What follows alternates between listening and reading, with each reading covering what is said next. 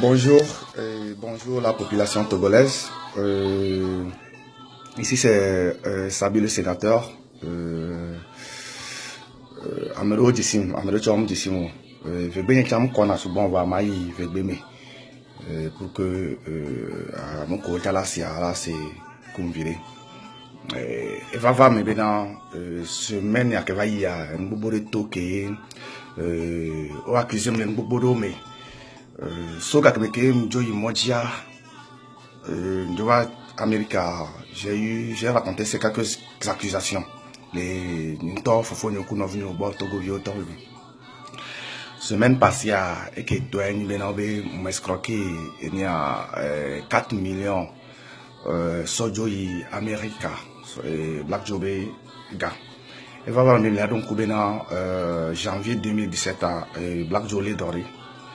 Donc, et que les dents, bon, parce que je ne l'ai jamais vu, je suis les ha, je me peux tellement bonne parce que j'étais enfant, donc tellement bonne quand tu n'as parce qu'avec moi, maintenant, face à face, pour un bon. Voilà, mi concert les fleurs jardin, que mi concert à, fouiller donc bon, amia les dit concert, amia les ondes de, donc bon, bena, et les dents, et bien, artiste de, bientôt on va bien artiste de, qu'est-ce que amia là on est encore, et on des jobs, les dents, faut le don pour c'est un problème très sérieux. Ok, comme signant, eh bien nous qui a n'ento miego.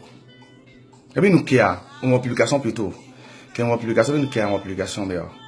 Amérique les Black Joe les dons la publication Facebook dit parce que bon ya, dans la publication Facebook Black Joe les dons donc les scènes les doyer il y a promoteur ou bayu evado et bien dolon pour bayu ben va dire.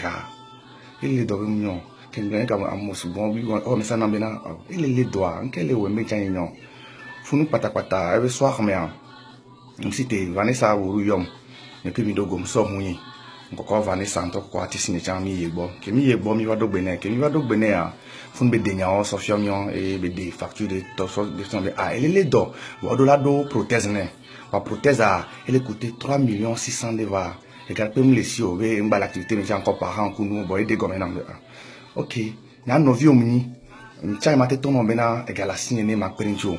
Voir mate ton mode que ma so parentio a. Ka flamdo audience viré les Facebook tiens, audience viré que mpunpo nyore benyo mpunpo nyampunpo nyore amola siteroji ola jono karicha e hodisia ebe hodisia mi ate wekbo. Ebe we hodisi be mate be passer amle pom lenti la wonde ne do mate we a e mi le pompo ni ko vanessa na mi mo ok. Va comme ben mi aware et de la mi autorisation be il est parce que il est devant et mon ami autorisation même maté ouais de la mi autorisation il a mi autorisation et me sonya va Facebook dit et voilà et mi to e ga jojo et que mi joga il va me bena et 3 600 000 que le dit et me donc quoi va mi va te pour 4 millions de vale e ga jojo be e nu me e ni ben ko o so gava mi po visuel dia mi apo bina numéro ko so dade enoadia mi numéro nye le dio mi nye le hoga directement Vanessa im dadani donc bena comme ya nyon no dadania et ya bi numéro mi so dade e bi compte bancaire so dade donc e ga keke da no va e bo bi da no va ame ko yo na mbe o ja so Ghana Black Joe anklo no so yinai e mi abio mi ya togo tore ke soga so va nam directement bena de Black Joe be ga e togo tore le soga nam directement ame ane te blefon e be se video ane blebe soga na leke et au son gavana au son gava mina flous ti money allo par transfert donc quand que mi so dia Vanessa toy et il y a de dae que les gérer côté on va que nous tondia o le so gava ame ko so na gava le no mi gbebe na amero ate so ina atisa amero ate so comité a o so gaso ina atisa so duna kasi ga me o so gaso ina atisa mo na contenant yo ka me nyam le Jackpot de oh, et gars, on peut 2 millions de champs. Il va pas, il me tu savais, me à mi avaler que j'avais au son, au moins à sopor, et à home TV, mais à sop platique d'eau, un bon homme. Judia, et qui va choquer mon, de va choquer moi, et nous qui me d'a que d'acide doit tomber, nous me d'a avoir doit que, comme bon, toi de pour nous, bah, doit y bena. A ti se de so gava, a ti santo de se le co, ni ma yo ben cova, et je sais le co. il y en a bon, il y en a ce mois. Et ça gava. Que ça gava néa, je crois c'est 150 000 années que ça gava néa. M'blé avec namu. Il est gars. M'nami content. Va que m'nami minya m'mle le no jibina es mois ça gava. Donc a mea la se sentir bien et ça gava va m'mle. Que mi bien o be on es mois ça ne bien ça dundé. Et du amea m'nani même chose et on m'a dit au ça gassa non. On m'a dit yiku novinye va mkenya be novinye ni ameke pasa on m'a dit so yo ko ya oso 150 000 so yine kilo Kenya va soir mais nyan que va les pompons va les ne parce que chaque fois on va nek bon va connait que be no reda e bi to na be on m'a dit on va 100 000 et ça menye ya ho me an dogo novinye to be wo gbo ye va 150 000 yo nketi amela me kin nyan joli printi am an to le dribble me kaka ke me ma va do 3 millions kilo et mbabidike et semaine à mer et gogolgo chava so e Ghana ke gogolgo va so Ghana angle na mo enye na nyi pale messenger je parce que nya ko gogolgo mi nke pour un peu bon mi je sinya no no de si le ke poebe enyi imoris e chan peut-être là no se nkonya lo peut-être am se nkonya po ba nyi ba gogolgo wo message nam le messenger ni jibena et envoyer et obe contribution lo vando yi Black Dog blenga pe nam kam trebe o mi a te po gogolgo ku si va débat euro nene are peut la gogolgo te o affaire na mi la débat bo ni ra joga na mi ku no fa ngule nam chambe na de o gogolgo wole ke gogolgo wo mi sa nam bena e so Ghana en va bien e be o 50 000 ko e chava so na va e va so na ya donc e dila so wondo mbiyo be nke olo nwa mdo juno nwa sabe nkume kwa mbi jimina ebe nyi bi amoro so gavana e yama no gbonamia e dabo le tinya na mi ko parce que mi mate ngle be na gogo so gavana mi tanko gogo so gana mi o mi mate comptabiliser o parce que amoya no pa compta e kwa donc ele tinya na mi kwa ebe ni no nyama to le no me e nyam to la hom le jo be nyama dalo me ma be e ga ga mi le so mi wa post 2 millions de voilo 1 million de nyama donc yo ba be ebe ni ne ma dasi alolenchi e o de kuna mjo won to pombe e vobe e nyi pelate wona kunu pa e tro bon e fa va mea o so gavana mi vite ku e duna le mekwe e ba nya kaka mi jagwa mi le ko so gava e mea o so gava biara mi ke ngba le duwa e be la nye biara mi nuduti alo la biara mi bina atike o e c'est normal mi va on analyse o mi lo analyse o mi play senjo mi va analyse o mi play TPO mi o analyse o mi shi eni ala ke mi na ma kini be no mi o analyse o mi o na dépense o donc e ga me mateni en to gagner me o e ga ke mo le journée mi la so no wona donc Vanessa so na gana ni kwa mi so na lo ko mi jo pa mi so na ne anya mi ko na ga la me gbo e mi so wona ne le ga me donc mi we kaka eni anya mbado ndoko ho ma yede ni ku mi no fait po on peut pas venir sur les Facebook dit donc c'est un ami d'enfance de comme Boya va jouer Amérique en 2010 ni donc elle a contacté maintenant le Kenya le gars mi pour les 1 million 2 millions elle va contacter maintenant le Kenya le doit il a aidé par GoFundMe et que il de tola te joga et donc que passif mais n'a confiance pour donc ya joga c'est 2 millions de nene 2 millions dia et envoyer nam ya moi ni ton ko ni bien envoyer nam le je que bien envoyer nam et trop ni Kenya va être envoyer na Black Joe donc il va organiser na Black Joe le Sofia Black Joe de Roman Sofia be et one gars super pépé et one et mi so comptabiliser les mi avait caissé bon mi so comptabiliser do caisse adi et bien son ami sur le Facebook jambe et extérieur toi on a 2 millions les kilo on publie et bien nous attend les Facebook jijan et mi so blanc donc mi va ouais que ma so sonya e ma jijile nyame parce que nketi mle do mtro don kunya oncho ne ma don kuna mo parce que amero lo ngono bendo nja ke pompo va vale pompo pour que ma tête donc ameko ngono bende amozum amobe mnyes kroku no ndo la donc no vide ne wate donc parce que me bobo lo munya se gentil no donc on domi o traiter de toutes sortes et toucher mia et saint linti j'avais touché et que mi jagwa mi va plus de 4 millions de mi te po parce que 3 millions mi le dit donc il faut 4 millions de et mi va noter et noir va comme mi la noter noir tiens amero que juger mi ba est-ce que amero mano dun ndé a moment ndé a d'abord nyam hum le ko kongba ndisi Black Joe et mi hu tout bancha et me so disi Black Joe amero le gbe a et me be so ameko mu disi pa ameko parce que ameko Facebook je ameko pom la gba po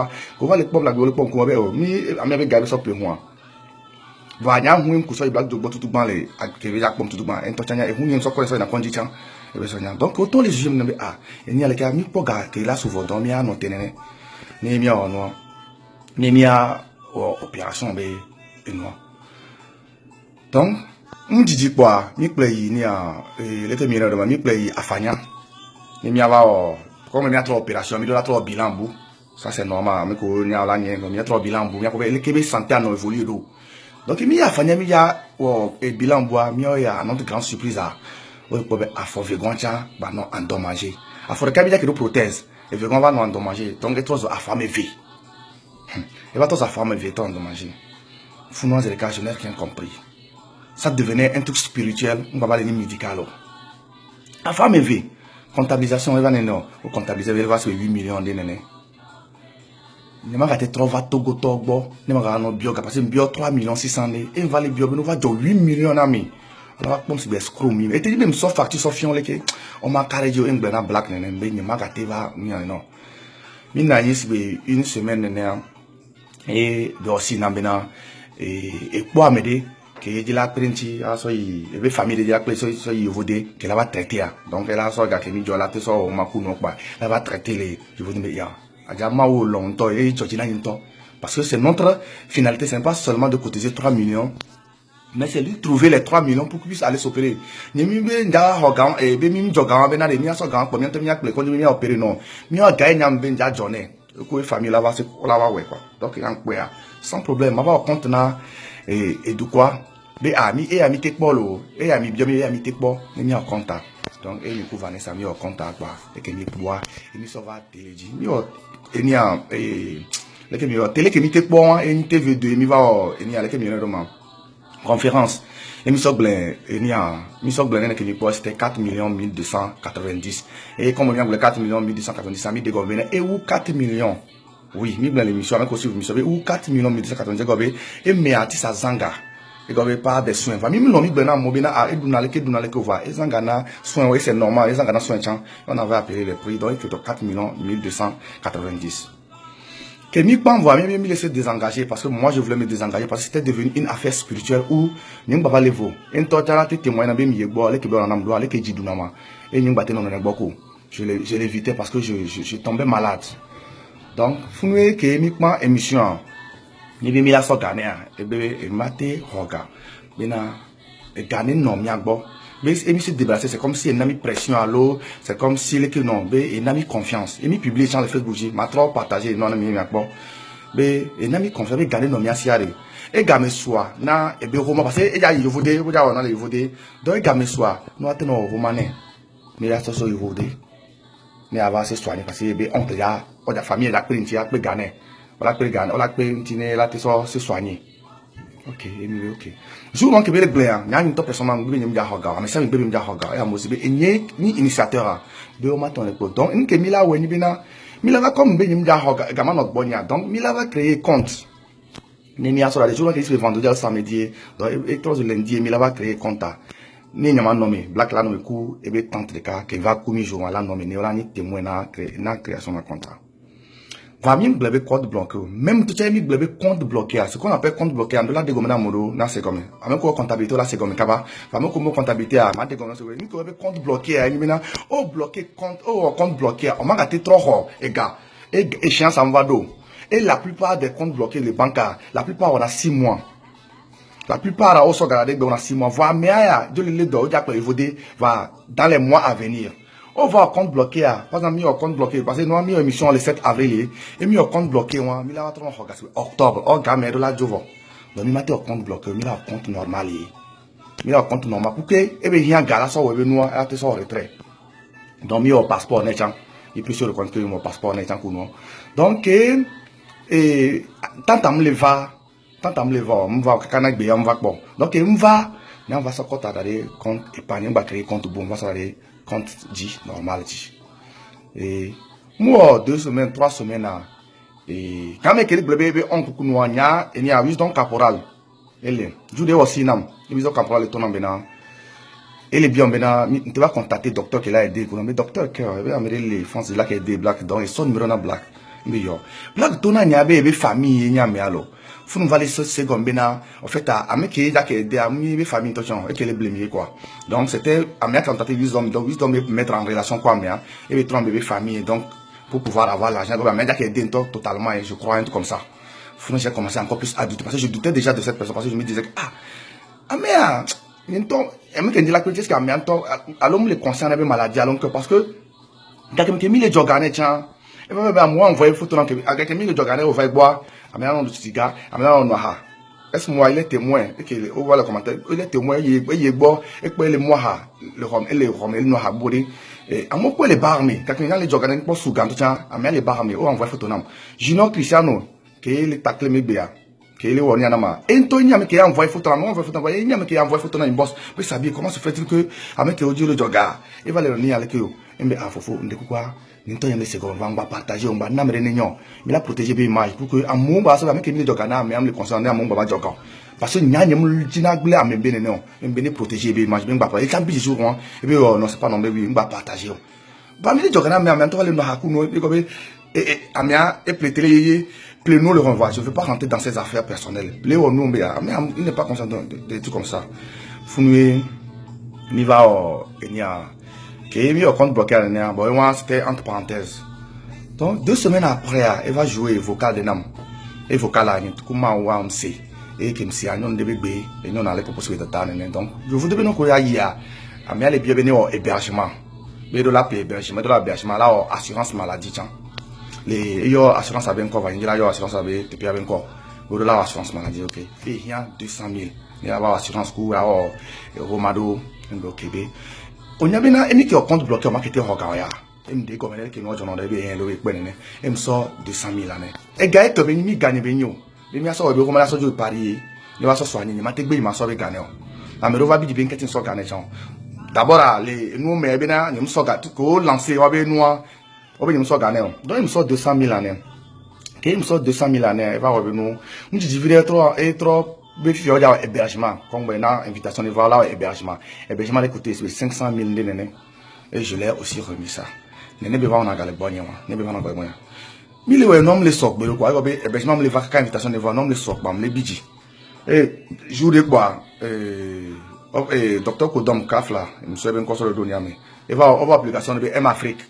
Va les dire là il y a on a deux prothèses à mes 100 personnes si je ne me trompe pas sur le nombre en tout cas bon il y a prothèse là mo gratuit quoi mais elle m'a fait des prothèses gratuites là mo et bien aussi non et en voyant on waouh c'est très cool aussi n'intervenir et ne va opération bien et je dis tu es sauvé si tu vas gagner France qu'on dans la prothèse à mes viandes ça va te réduire les prix et je dis non ok que bien il y a et avec les royaux mais attends mais oui c'est gratuit voyez là tout et fin d'eau pour la so analyse quoi so donc ça faisait un truc de 530 000 si je me trompe pas et bien envoyé nous on a reçu envoyé et gagné et bien soyez que m'envoyé gabé soyez que bien il y a va trop tournant bena que bien il est vraiment allé en tout cas que bien il y a fou va les dégommer bien am Kenya am Kenya no am Kenya bena opération ko da ko na prothèse mi prothèse que wa mi amegan auto c'est jusqu'à 15 ans si je me trompe pas jusqu'à 15 ans et au blanc temps mais donc il y a 15 ans dans ma prothèse en mais il y a gratuité pour c'est pour les enfants jusqu'à 15 ans donc comme il est déjà majeur on m'a ouais non donc et on t'en sort ganamo on va gars trop chegbo et bien la soirée de compte mais là non j'ai reconnu la soirée non et bien comment bien non mais ok donc néné me sona et gagné là et bien là ben il dit la pratiquer et ça là ben il dit 100 000 et ça là ben il dit 200 000 ça comment donc moi je l'ai donné parce que bon moi j'ai été naïf, j'ai l'habit de confiance parce que bon, je me dis que Amiaye quoi, et bien gaillé et que bon moi je me suis déjà désengagé. Bien que Nibena et Mdjogabé m'a sort opéré. Vous avez déjà opéré, les familles ont opéré les vodés. Ok, vous la sort, garçon Roma, n'y a pas de béo. Même si j'ai fait des rôles de lui donner, n'y a pas de béo. Il va menacer nam, va menacer nam gasa gamena gaom sona gane ebe yom fia sona gane. Nimna souvent gare me anonye, alors no vigné, au sona gasa yinane. Nene be nyina. Et si tu es vodé, je suis en vacances les vodéas et attaque à Tonji. Et on va au groupe. Basso Blim Kekem. Lorenzo, qui est Lorenzo, il y a un journaliste qui est journaliste Léo. Et que ebe on doit faire si tu routine. Va attaquer maintenant, détourner ebe 4 millions sojo. Ben détourner ebe 4 millions de sojo. Et il savait pourtant les tacler, le zoom, ben détourner. America, à sauver America, 4 millions là détourner sauver America.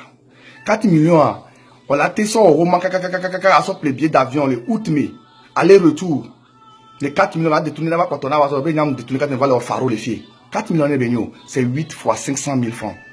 Et sous bon, va nous sous bomber à son Roma, mais qu'on décide, nous, qu'on a des Roma, n'a Amérique, nous n'avons. Ben, on a détourné. Il a détourné, mais 4 millions détourné, ça va Amérique. On va me détourner. On va lancer un message, me partager, on va me pomper, on va zoom. Que ma ou ya honama, la bea, agbemea. Oh, down, oh, so di koko, so vado a media, me agbewa. Ma va bere o. A rodi sekbu, mbonu, le bono la take mkuno. Eba bena, le odokwa me de gobe, amea, egbemea, so nyabe amere, ka kenyi novini, kenyi honya, enyi Rachida Djibril. Ebe yo, eni a Black Joe. Ebe yo Black Joe, Black Joe mkenya be Rachida enregistré appel. Et non yento yo Black Joe tout le monde. Que non yo Black Joe ebe ah. Be le pon que les journalistes le ko be via o le parce que non de kanya mtona non yekambe. Pon que les joe anglais non so de pe sofio non pour que non yamba no choquer ou va non choquer les gars. Donc non yo Black Joe que non yo Black Joe. Et non yamba ko enregistré appel yo. Celui qui a enregistré appel mia que c'est. Kebe iyo ya Black Joe le ton Black Joe channel fa be o be mama do brado mi atalo be ento emnyan ke journaliste ole wo be ojelaji nyana mila be ojelaji nyana Black aji nyana anyicha be mi se kom be wa yana no nene be no chato be a okay dem bondo nyadi Lorenzo le contrôle taqué be mi so Ghana me be mdu 4 millions là attaquer mi sam le zumbe sabi pourquoi tu as fait ça mo be ni criminel be mo le funu Rachida yo. Et bien, je rappelle, la monnaie Rachida yo appelle. Donc, Rachida yo avec les components. Rachida Chatro yo les components bien. Black, le point que les joya. Est-ce qu'il y a des sabio ou le kebe ah vos vidéos am la partager mais là c'est chant. Et bien oh be sabio de ole mi partager be sabio be nous on est pour rien trop be y mien que les joba et la boutami. Et to le point noir. Ben to le point noir que non les jodoa. Vont to la boutami pour que ya au vidéo na ça be ah ole daji ku non. Va tout ça là il savait déjà parce que et que menacer les boss. Mais c'est comme les menacer quand on va au complot quelque parce qu'il y avait du gavon. Donc, et toi, ma cette opération. Donc, ils se sont menacés, ils se sont organisés pour pouvoir, moi, me nuire, pour que la monnaie t'organise. Donc, Rachida, il y a une componente. Rachida, ok. Et Gaonen n'est pas les sabi bon. Que sabi de s'organiser, sabi à jour, on s'en gagne. Et c'est vrai. Je suis mis en mission, on s'en gagne. Parce qu'on veut m'en gagner, on veut m'en sortir des banques, j'espère qu'il y a des gommes. Et bien, voir, sabi de s'organiser, sabi de s'organiser vite. Et Rachida, les billets bénadés. N'est pas tort. Que ça son nom, et bien 650 000.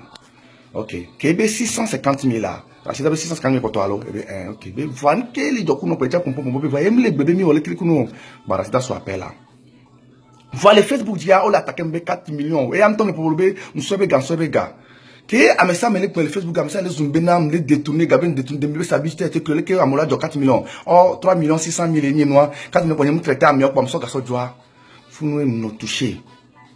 Et mais et ni à Facebook dit ouais on traité n'aime traiter le Facebook dit parce que Facebook a mis ça dans nos zoom a mis ça dans beton pour que maté c'est ben nyam que joade ni mia envoyer convocation ni mia envoyer convocation mi bia gleba la miatio pour que mia signant to gomme quoi donc envoyer convocation na Rachida va il commissaire bon envoyer convocation non quoi envoyer convocation on via Lorenzo qui planifie non coup blacka ni va ça va le commissaire ni mia nyabena de sabia et détourner 4 millions allez.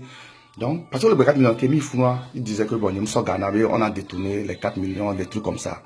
Founoua, Rachida a joué et bien, appel enregistré. Parce que bon, avant que Rachida joue appel enregistré, on partageait appel enregistré dans mes deux, le cadeau, on a douté, on partageait, on va pas partager, mais on a senti viré.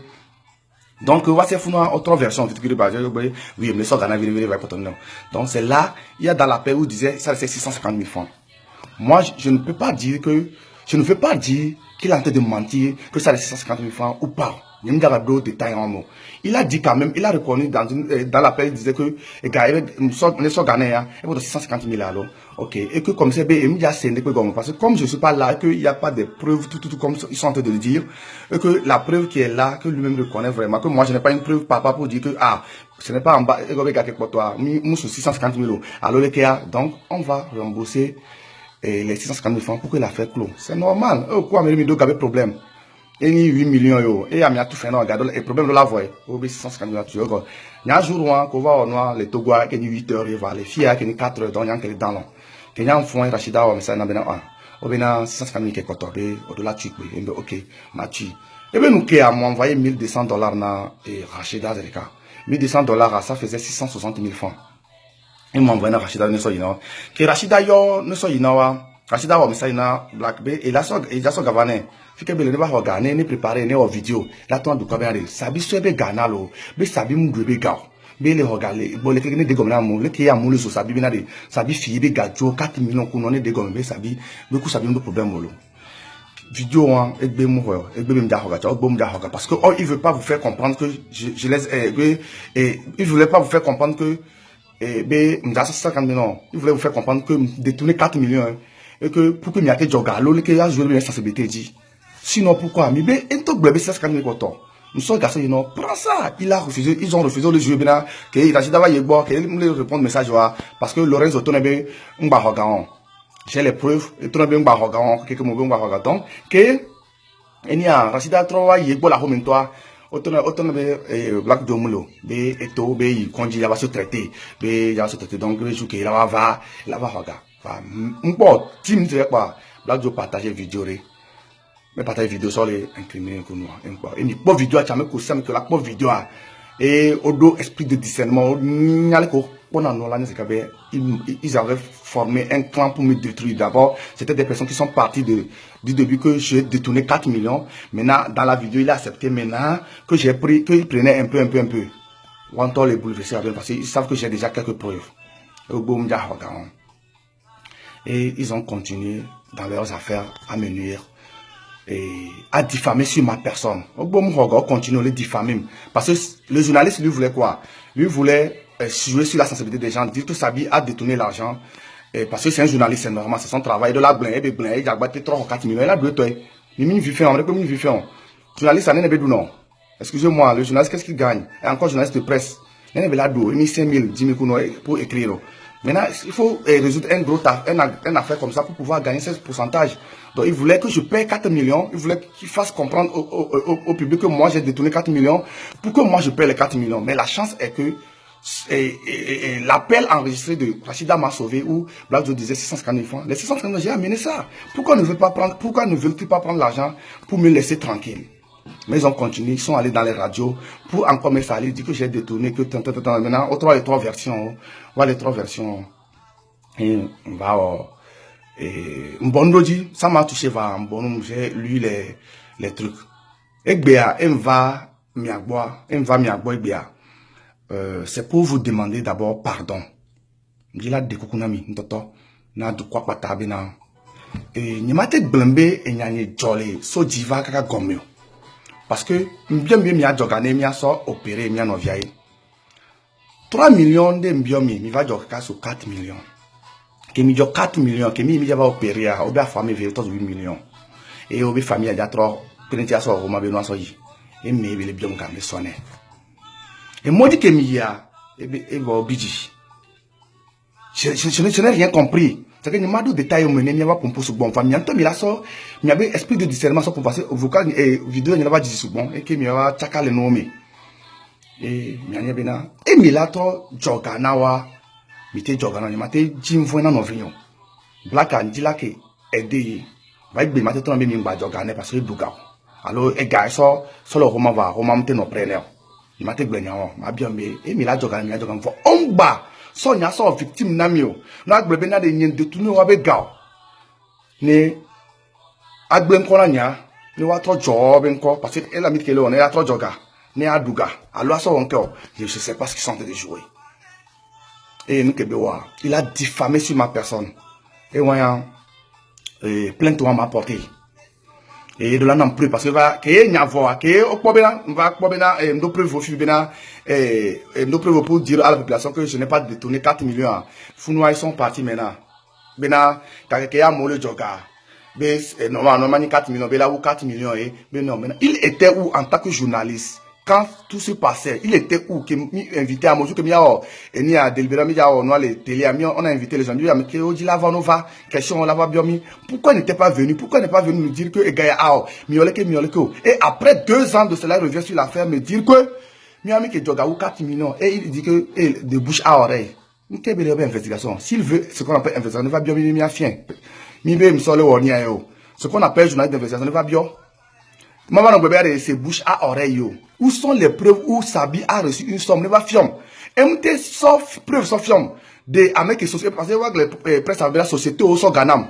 be amo artiste so ganam MT film artiste qui so ganamo société qui film so ganamo amako film porte plainte qui me rapporté néa et à l'énéa. Moi je n'ai rien contre Black Joe, je souhaite la guérison parce que artiste beni nya artiste ni artiste c'est ma passion. Mais ce bon pendant le temps les gens se peut-être à bevum peut-être 7 enfin nyami bevum. Nous qui school à moi vidé, j'ai un master depuis 2012 en gestion commerciale et financière. Et mon activité au niveau et nyam pas d'or va nous décourager bena nyamba te wo activité au.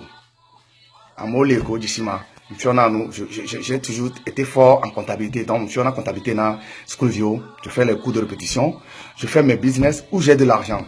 Nyamdo gabe mdoga va j'ai ce que ma teso dounois et à moi beaucoup d'activités que moi donc à mon pasteur peut-être que les show business alors qu'on va le manager à et les nam les po galo et les wole que non ni va son coup tom bon parce que si t'es Joe il faut de quoi et voilà et Black Joe Gasso amerobela intime dona verso kona 4 millions me solo do verso parce que dona kasaka mais 4 millions me solo do verso me solo dollar hunku no c'est là où j'ai compris que Togo-toi et environ Togo-toi les 13 degrés Togo-toi et wana yedo novianti a ouchan que me le doit voilà bena et quand on besoin d'ona ou parce que mon commentaire ou amerobé c'est pourquoi on comprend pourquoi il est un homme à 1000 vestes chaque jour pendant deux vestes corti otio mon les noirs connu amerobé et dollar et le kuhu et moi me le kuhu comme me dit Black Joe quand je dis Black Joe tant que do moi me vaincre focus ko hundaye me ko la donc je ne sais pas pourquoi et ben mais amola on devait il comprend bien que nyani manager quoi mano kuhu nyani manager mano kuhu non